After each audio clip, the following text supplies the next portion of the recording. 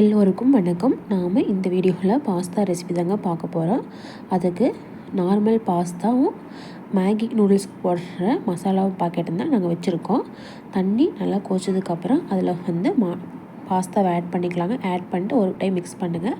அதில் சால்ட்டும் ஆயிலும் ஆட் பண்ணியிருக்கணும். பாஸ்தா வெந்ததுக்கப்புறம் அதை வடித்து வச்சிடலாங்க. ஒரு பாத்திரத்தில் எண்ணெய் ஊற்றி கடுகு போட்டு வெங்காயம், தக்காளி, இஞ்சி பூண்டு பேஸ்ட்டு, சால்ட்டு, மிளகாய்த்தூள், மஞ்சள் தூள் ஆட் பண்ணிக்கலாங்க. ஆட் பண்ணிட்டு இது கொஞ்சம் குக் ஆனதுக்கப்புறம் கேரட் ஆட் பண்ணணும். கேரட் கூட கொஞ்சம் தண்ணி விட்டு நல்லா வேக வச்சுக்கலாம். அதுக்கப்புறம் மேகி நூடுல்ஸ் ஒரு பாக்கெட்டை நாம் இங்கே ஆட் பண்ணுறோம்.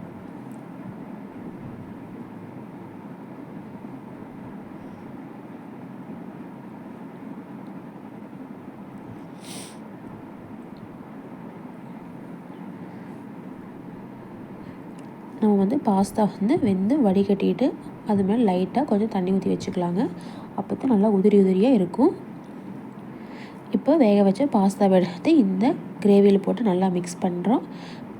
மேலே இன்னொரு பாக்கெட் மேகி மசாலாவை இங்கே நம்ம போட்டுட்டு நல்லா மிக்ஸ் பண்ணிவிட்டு இங்கே ஸ்டவ்வை லோ ஃப்ளேமில் ஒரு 5 மினிட்ஸ் வைங்க. மல்லி இலை தூவி, ஏன்னா அப்போ தான் அந்த எசன்ஸ் எல்லாமே நல்லா பாஸ்தாவில் போய் செட் ஆகும். இப்போ நம்மளுடைய வெஜ் பாஸ்தா ரெடி. இதையே வச்சு நம்ம எக் பாஸ்தா ரெடி பண்ண போகிறோங்க. ரொம்ப ஈஸியாக. அதுக்கு எண்ணெய் காஞ்சதுக்கப்புறம் கடுகு போட்டு முட்டையை ஊற்றிட்டு அதில் மொட்டை குருமா மசாலாவை ஆட் பண்ணிக்கலாங்க.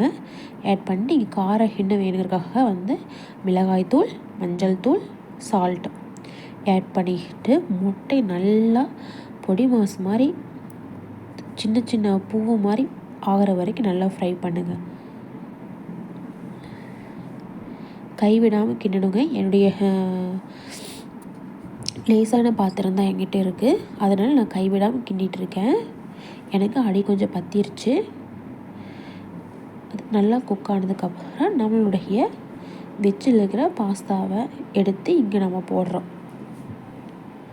போட்டுட்டு நல்லா மிக்ஸ் பண்ணுறேங்க. மிக்ஸ் பண்ணிவிட்டு மல்லி இலை தூவி இங்கே ஒரு 2 மினிட்ஸ் விட்டு எடுத்து நாம் சாப்பிட வேண்டியதுதாங்க. இப்போ நம்மளுடைய எக் பாஸ்தா சூப்பராக ரெடி ஆயிடுச்சுங்க.